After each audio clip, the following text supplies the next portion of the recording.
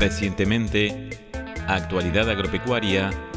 participó en Tres Isletas, interior de la provincia del Chaco, de una jornada a campo convocada por la Regional Sáenz Peña de APRESID. Esta tuvo lugar en el establecimiento San Esteban de la familia Matesa.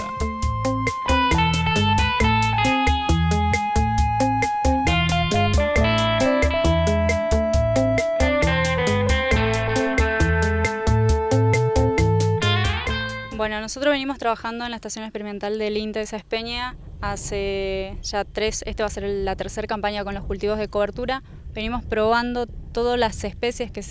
cómo se comportan en nuestra región, cuánto nos aportan de materia seca, cuánto nos consumen de agua y también qué aporte tiene o qué control hacia malezas, ya sea en número de malezas o en diversidad de especies, para tener una idea de cuál de estas especies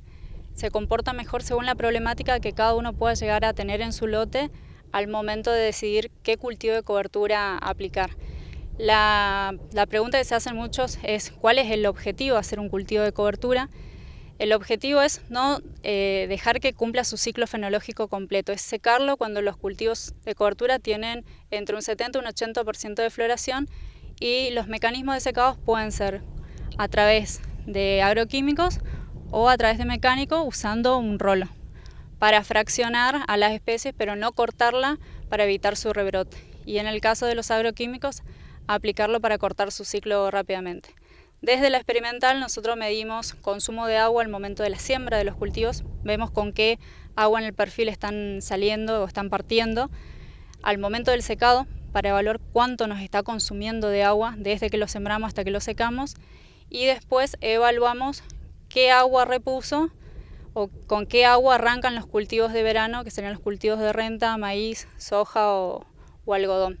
¿Con qué resultados hasta ahora? Hasta ahora los resultados que obtuvimos en la campaña 2016-17, que tuvimos un año muy bueno en cuanto a precipitaciones, desde que lo sembramos al cultivo de cobertura hasta la siembra de los cultivos de renta tuvimos una acumulación o una precipitación de 500 milímetros. Esto hizo que todo lo que consumió el cultivo de cobertura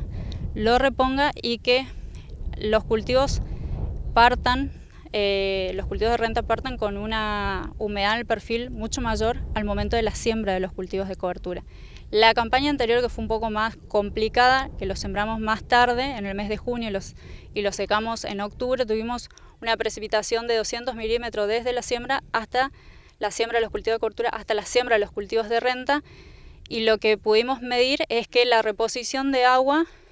llegó a ser la misma que cuando los sembramos en el mes de junio. No hubo un costo hídrico que nos implicara sacarlo de nuestro planteo, de nuestra rotación dentro de estrategia de manejo de suelo.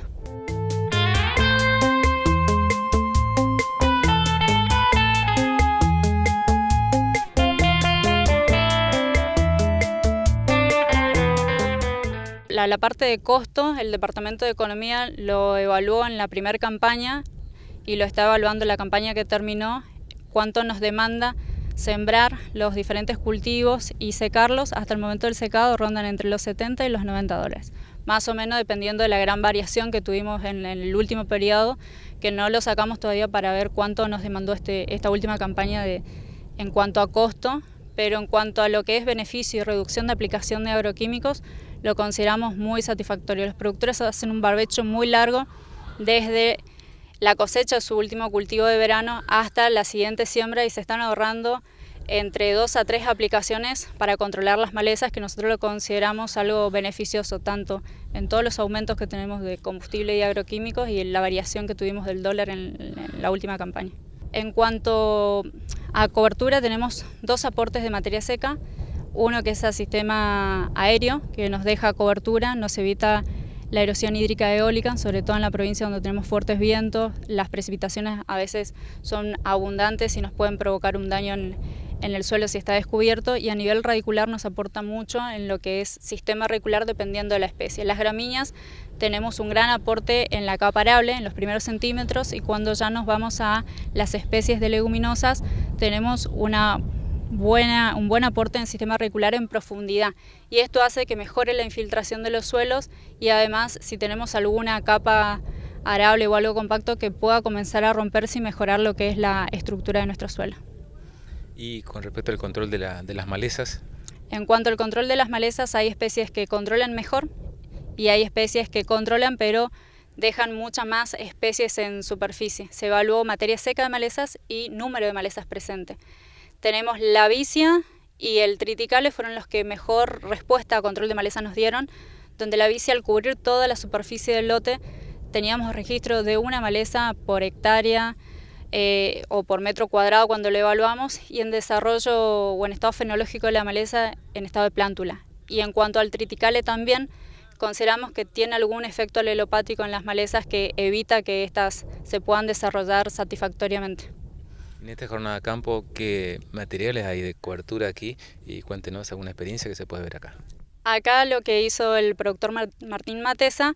hizo una prueba de vicia, trigo, dejó una franja testigo donde lo dejó enmalezar avena, centeno y melilotus. La mitad del tratamiento él hizo un secado mecánico con un rolo y la otra parte lo dejó con la idea de hacer el secado químico, que todavía no lo hizo y está un poco avanzado. Y se pueden notar las diferencias en cuanto a control de malezas dependiendo de las especies que él usó con anterioridad. En cuanto a la vicia, tiene una buena cobertura, igual que el melilotus, y si uno ve en el entresurco debajo del cultivo no tenemos casi presencia de malezas.